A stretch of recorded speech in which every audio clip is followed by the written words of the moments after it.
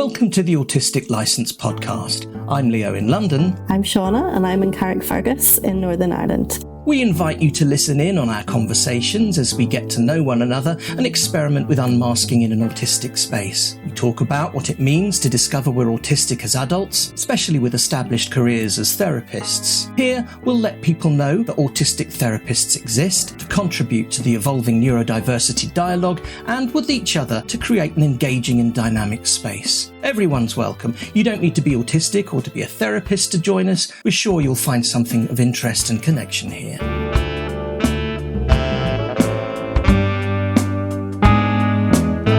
What do you want to do with this time, as I would normally say to a client? Hilarious, because I've just looked at the clock and realised that we've talked for 20 minutes and then you're saying, I'm very happy to be here. And I am. Been here for 20 minutes. It just made me Oh, that's laugh. normal.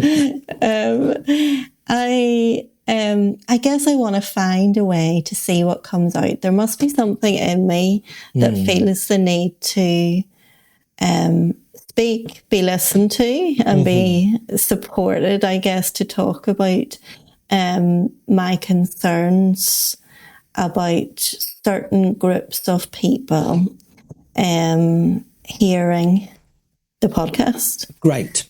I can do that. Yeah.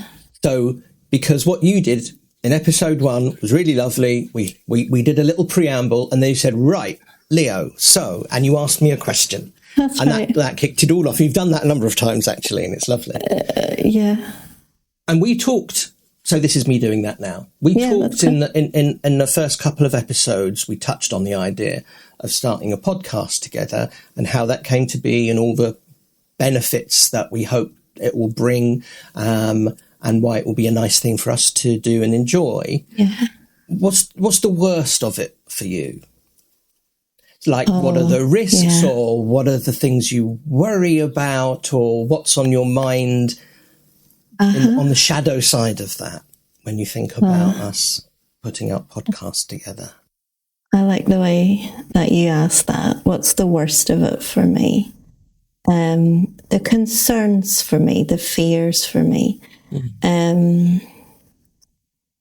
I guess it's the unknown of the people that might listen to it who already have an idea of who I am, and that might then be unhelpful for them to get this information that I would be offering and expressing. Like, I guess that level of insight or information into who I am might not be welcome for lots of reasons. So I can think of different sort of groups of people that might be the case for. So I'm thinking about like clients that I worked with several years ago in private practice who were maybe exploring neurodivergence, or it would have been helpful to have known that I was autistic. But it was so new to me at that time that I didn't bring it into the room, because it took me a long time to feel like I had identified and embodied that identity enough to feel like I would be confident to bring it into the room without it being about me. I guess it was like a hot topic. And, you know, in just the same way as, you know, if I had a bereavement situation going on and someone else, one of my clients did, I wouldn't rush to say, I've got something like that going on as well, because it's a hot topic. Whereas maybe 5-10 years later, I might say, oh, I lost such and such a person in similar circumstances, because if that seemed like that would be helpful to that person. So you're thinking about somebody you might have worked with, not anybody in particular, but somebody you might have worked with who wishes hearing this now that you'd been able to talk about it then. That's exactly it. That is it. And feeling like, what if that person feels shortchanged, or somehow like I was inauthentic or deliberately, not sharing.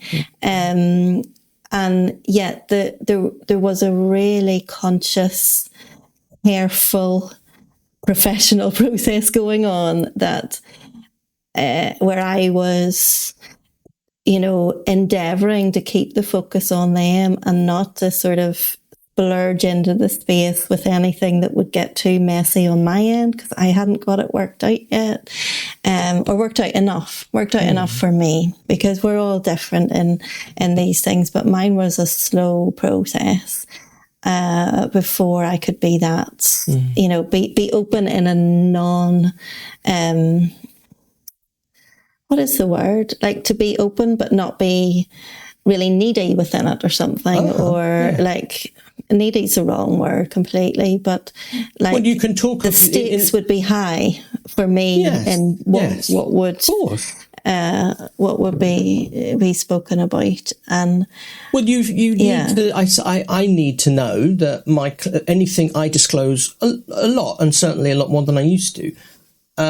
But I also am very aware that I need to know that my clients aren't nervous for me. Do you know what I mean? That I can hold myself if I'm talking about something that might be painful or delicate, or that what we don't want in that relationship is in fact for it to be equal in those terms, because it's not. We are. It's one directional in that sense. Yeah, that's really well summarised, actually, of the different elements to it. And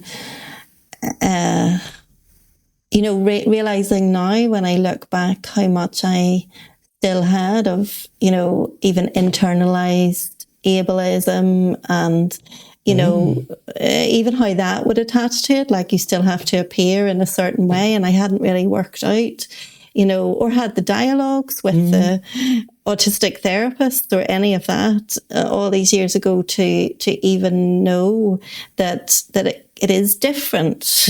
Well, I suppose that's what I was talking about before in another episode about, realising and coming into this way of being that can be so helpful for autistic to autistic communication. Yes. I didn't have that, and so there was still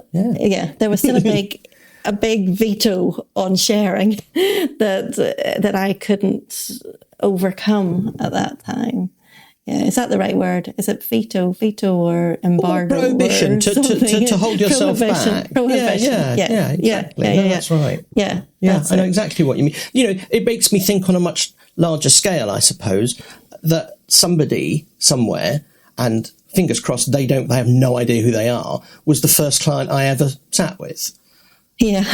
And right. Best part of 10 years later, I'm sitting with another client who's getting a very different therapist. And I'm not going to say there's a qualitative difference, but there probably is. But that doesn't, it's as long, what am I trying to say? We hope to be good enough all the time, from the beginning to the end.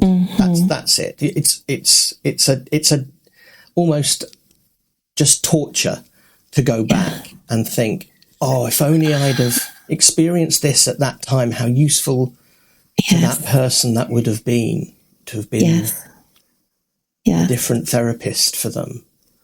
But we wouldn't expect that of anyone else, would we? No, and it's the same, I guess. You see a doctor and they know something, exactly. that they didn't know 10 years ago, right. or and you get them as you get them, and the way that you've put that, and extra training that we do that we didn't know whenever we had certain clients and things like that. I feel like it's also there is a big part of it that's the development away from that stereotype of having to be prohibited, like you use that word, of really having to hold so much back.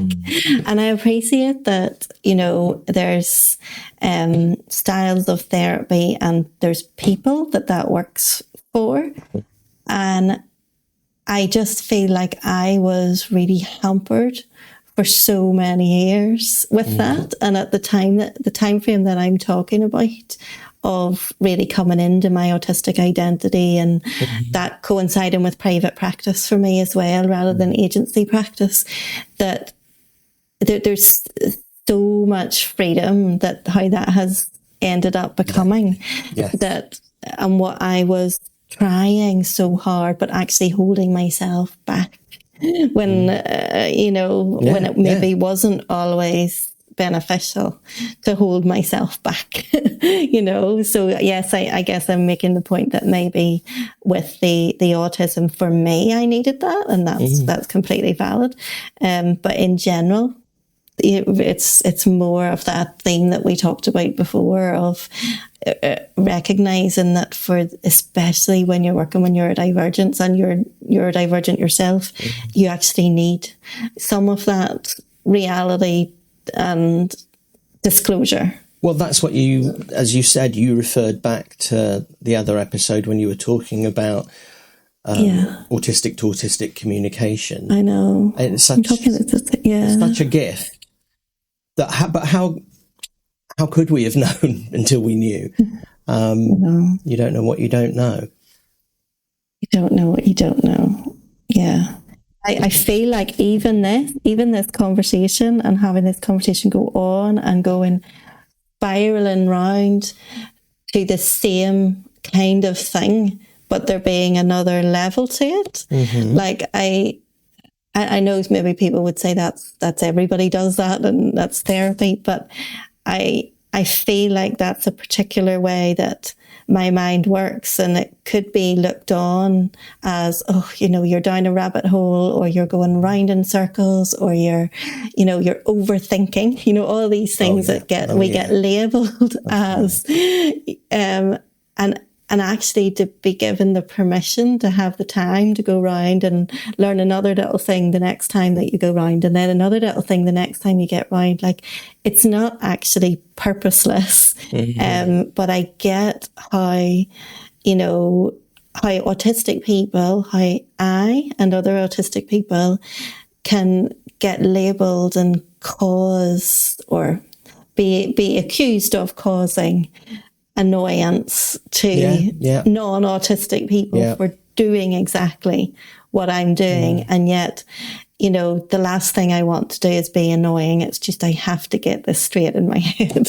That's right. Also, therapeutically, you just reminded me, I may have told you this before, but you've just reminded me of one of the most kind of memorable interventions that I've ever experienced as a client in therapy, which was with my first therapist, and this is obviously pre-neurodivergence for me, knowing anything about that, and she certainly wasn't. But I was talking about a troubling aspect of my life at the time, and I said something which so many clients have said to me since, which was, I keep talking about this. It's so boring. Here I go again. I'm talking about this again. Yeah. And what I said was, actually, I remember I said I shouldn't talk about this so much. She said, well, in that case, you should talk about it more. It's very simple. There's nothing massively sophisticated about that thought. But that's so important. If it keeps coming up, it's because it keeps coming up and it hasn't been processed, or in this case with you and I, it's not about processing, it's about coming to some kind of comfort with it. So we are talking today about some of the perceived pitfalls about becoming more public with our voices as autistic therapists who have family, friends, colleagues, and lots of ex-clients and current clients too. Yes. We'll talk one day actually about nomenclature, the words that we use for things, actually, because I'm ever so interested in that. And I'm saying that because I just used the word clients a couple of times, and actually I've done some kind of ad hoc research since I started practice, asking everybody that I've worked with what words they use in therapy. And I was surprised to find that it's only about half that prefer clients and the other half prefer patient. It's quite a big thing in the training that you don't use that kind of language because it can be pathologizing and clinical. And actually, there's something about how seriously you might feel taken if you're called a patient, and how actually maybe cold and businesslike it might sound to think of yourself as being thought of as a client. That's a side. There's an ADHD sidebar to come back to one day. For the sake of our regular conversation, I think we tend to say client about the people we work with. We do tend to say client, although I feel like people kind of fits a bit better for me. And I hear myself, using that a bit more as well. And I'm influenced as well. So I'm on my second year of training with Bonnie Badenoch, and she does relational neuroscience. And one of her things is she just talks about my people and your people. And, in some ways it's, it's a little bit, it's not quite right, but I've got used to it, I suppose, because she's talking about it. And at the end of the day, we are people working with people. And it's that whole, I'm human, you're human, when we're having a relationship. I think if I'm talking more generally about my work outside work, then I think I do tend to say someone I'm working with. Some of the people that I work with. I tend not to use that language. It's not the client and patient and all of that. That's right. That's a nice thing to hold on to, maybe for me to be more aware of, actually, because I like that. I don't know how to get us back. Well, you just did by saying that. Because we are now, as I said, that just came straight out of talking about the fact that we're talking to many people in and out of our lives.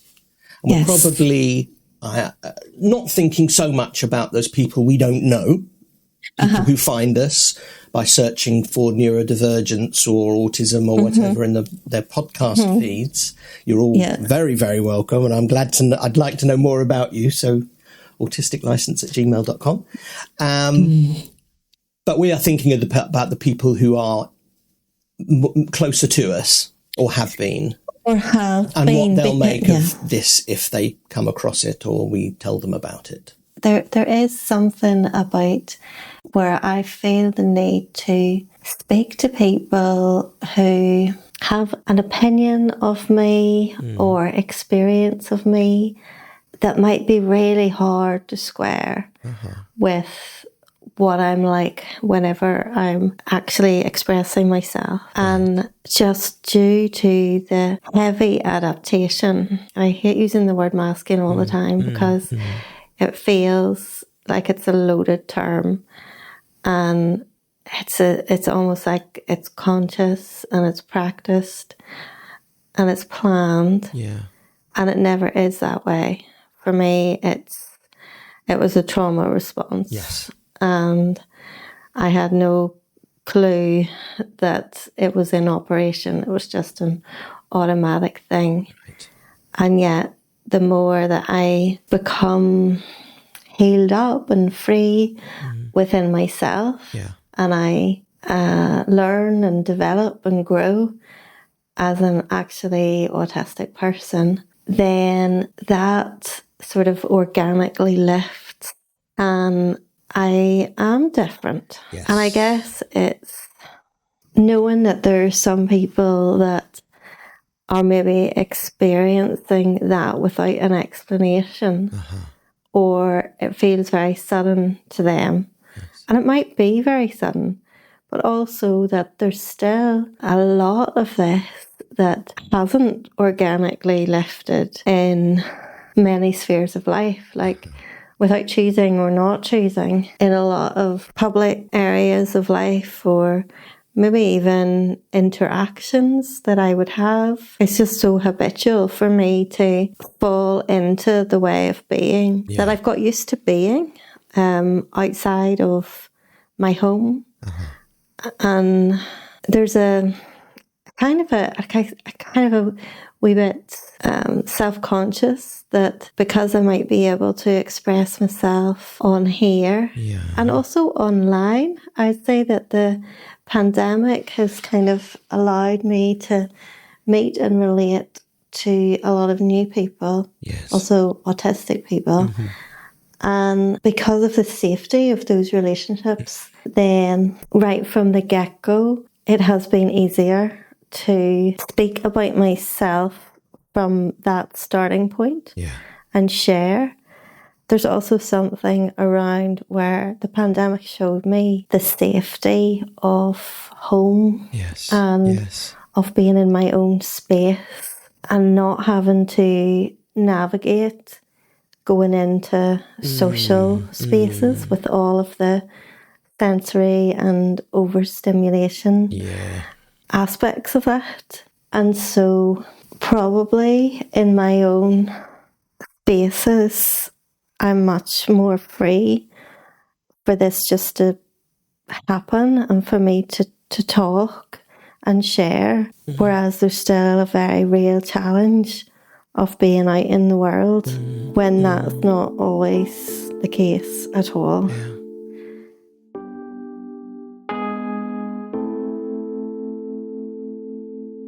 Isn't this whole idea of exposure and vulnerability, this is also dialed up, at least, if not peculiar to an autistic experience in this kind of,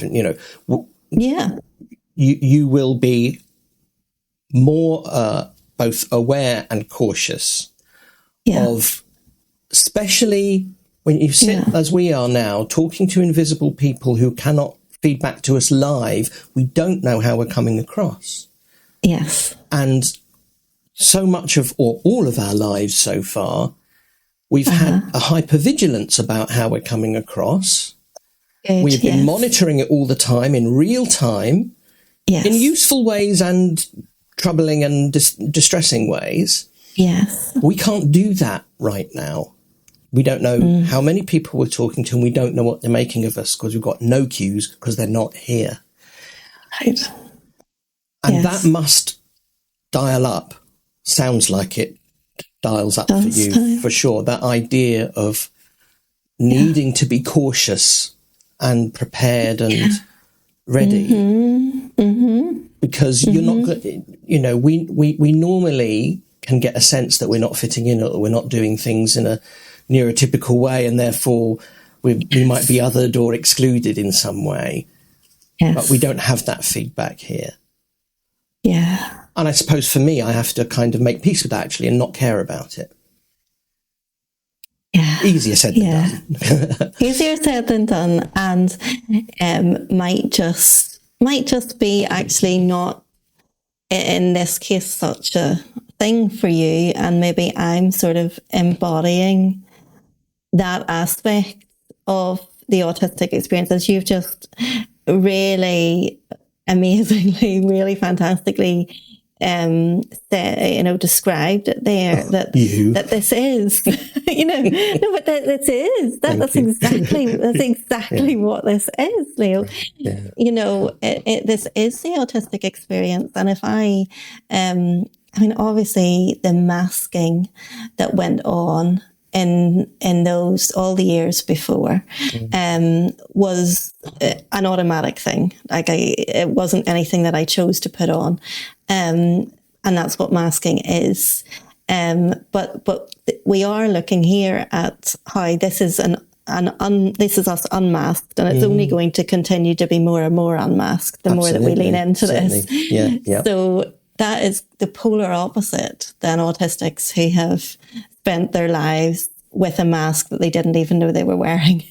So if I think about, that's how I would have been when these people knew me, and And I guess these people are important because there's really quite a lot of them. And it's not like it's all close friends, but it's the colleagues, it's the career people, because it's all of my adult life, because this is the only career that I had.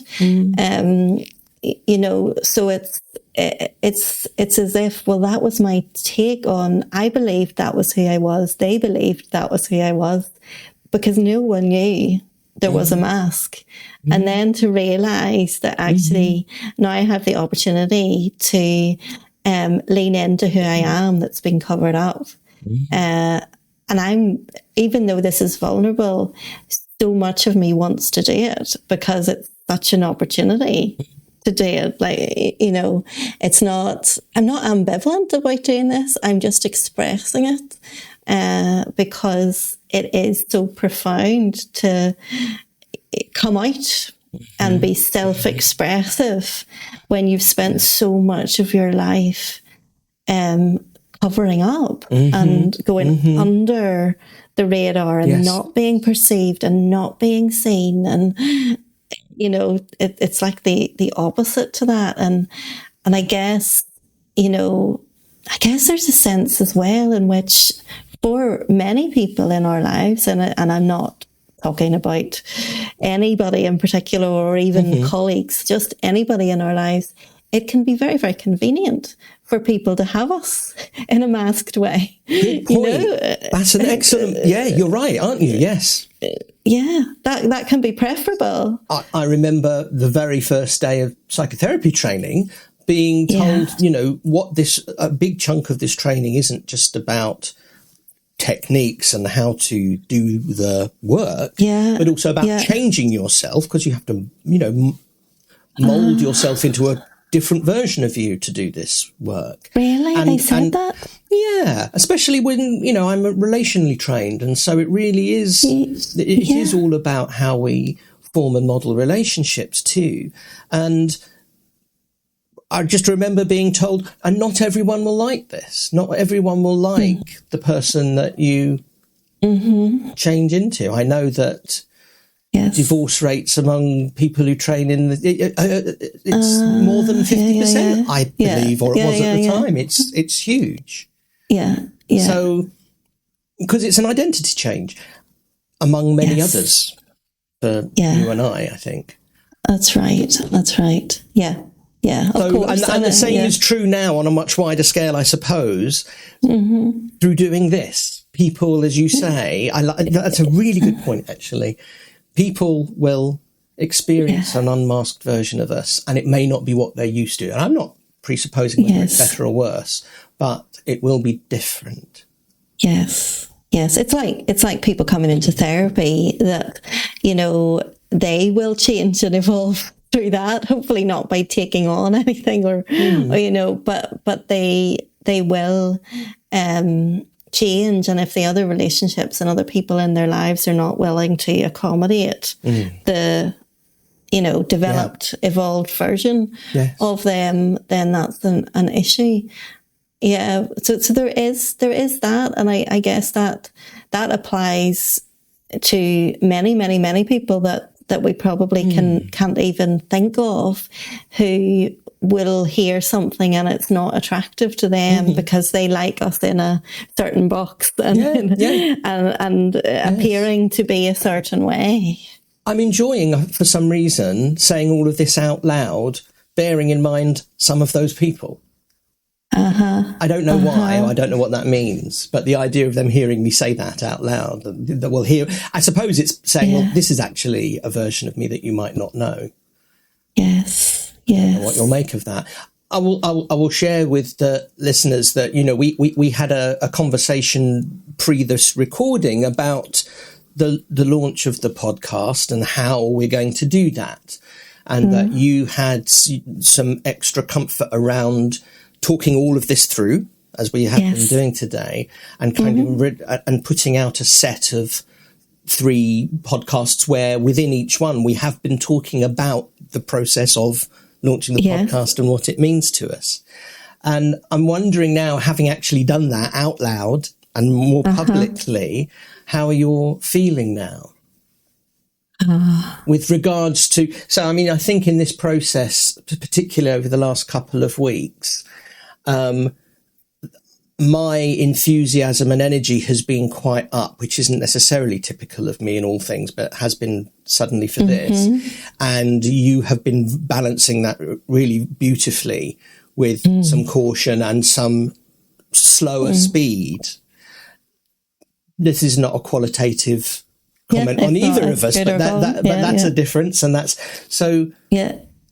Do you feel that this conversation to unseen people that we talk to now has been useful for your changed how you feel? I can say that it's been useful to me.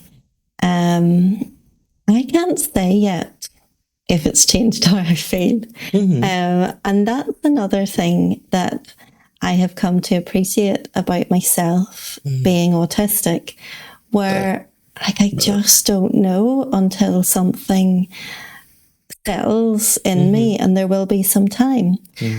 So I actually have been able to bring this in. I have a group of people that I was working with. It's actually ended now. We had a year and a half together, doing some IFS together, and you know, often in a group, there's this kind of feedback at the end thing, and people can just say, how was that for them? And I've always struggled with that. So I took the risk of saying, like, I can't do that. But if you're willing, I will email you at some point over the next couple of days. Just whenever I felt like it. And I would send a group email and I would say, this is what came up. And I felt this whenever you said this, because I knew it. And it was really, really, really easy for me to do that, because the processing style of my brain that's how it works. So like, I just don't know in the moment. No. But I will know. Yes. So maybe, maybe the listeners will hear an extra little bit from you during the theme tune at the end. They just might. Where you feed back in a couple of days after this recording. And if they don't, we'll come back to it next time. Good idea. And as we've got this little set, I'm going to assume at the time of recording that this completes a little launch set of episodes, perhaps. And I'll edit this out if it doesn't. And this goes out. And so we are now really very much, I mean, we say at the end of every episode that we want feedback, and that anybody who wants to contribute ideas or would like us to talk about anything in particular to make contact. But particularly now then, because this feels like, okay, we've talked about what this has been like for us to start this podcast and this process and to be more exposed. What would you like us to do with it? What would you like us to do with it, and how does it land with you? And can you share anything? Can you add anything? Can you resonate with anything? Like we really want to know. I really want to know. It's also just, so it's fun. I just said there, and over the last week or so, I've been listening to myself more than I've ever listened to myself, because Leo has been sending me the edits, and I keep hearing the M's, I keep hearing the I keep hearing the ways in which I speak that